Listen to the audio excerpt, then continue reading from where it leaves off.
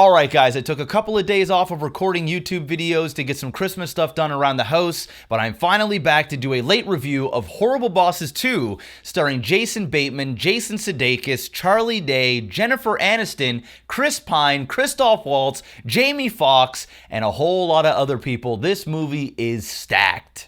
Now, I have to say, going into this, I had little to no expectations. I watched the first one in the Dominican Republic on my iPad, hammered drunk by the pool. I was laughing for sure, but overall, the movie just wasn't all that memorable. Probably because I was hammered drunk, so there's that. Also, when I saw the trailer for Horrible Bosses 2, it didn't get me excited at all. Chris Pine looked totally miscast. The jokes seemed like they were falling flat. It looked like another sequel cash grab, but I have to say, I was surprised. I really enjoyed this film, and from what I can remember of the first one, this was actually better.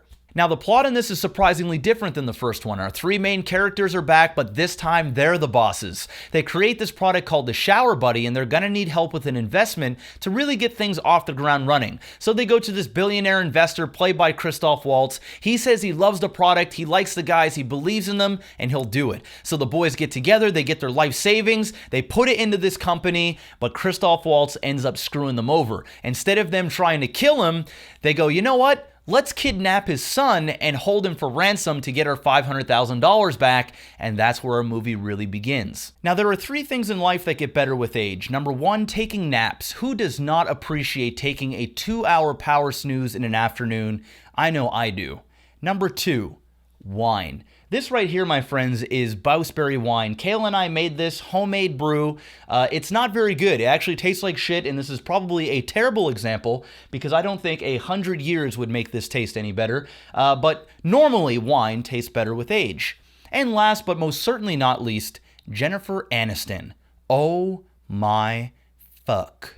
Wow, I mean, she is an absolute smoke show in this. I can't even put it into words, guys. This is perfect casting. Hollywood sweetheart turned into this raunchy sex addict that will say anything, do anything. She commits to this role. Every time she's on screen, I get a chub to a full erection. I'm laughing. Thank you, Jennifer Aniston, for being in this movie. God bless you. Now, don't worry, ladies, there's plenty of eye candy in this for you too, or guys, depending on what you're into. I don't judge. Chris Pine's in this, and he does a fantastic job. I mean, he blew me away. Well, I'm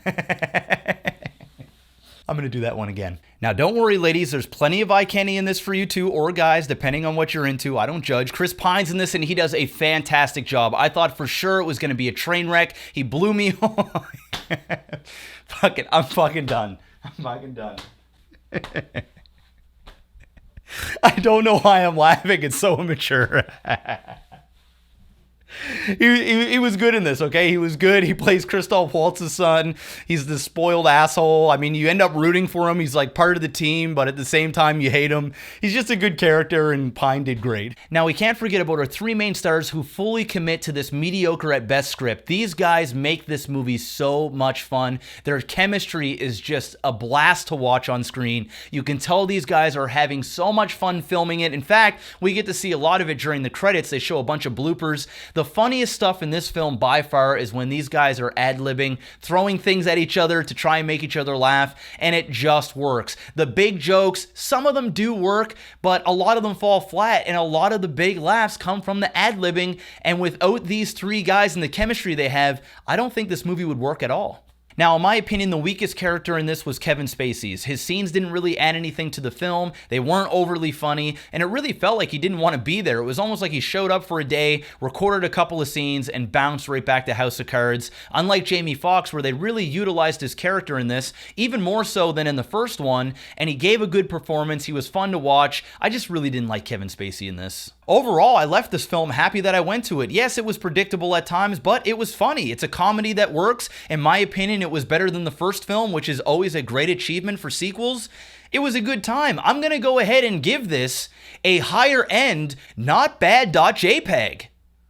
So, what did you guys think about Horrible Bosses 2? Did you like it more than the first one like I did? Let me know in the comments below. I also want to give a big thanks to all my Patreon supporters on my Patreon page. If you really enjoy these movie reviews, you can go check that out. Annotation here on the screen or the link in the description below. There's some new rewards as well, so make sure you go check that out. Thank you so much for all your support, guys. Hit that like button, subscribe, and of course, stay Bouse.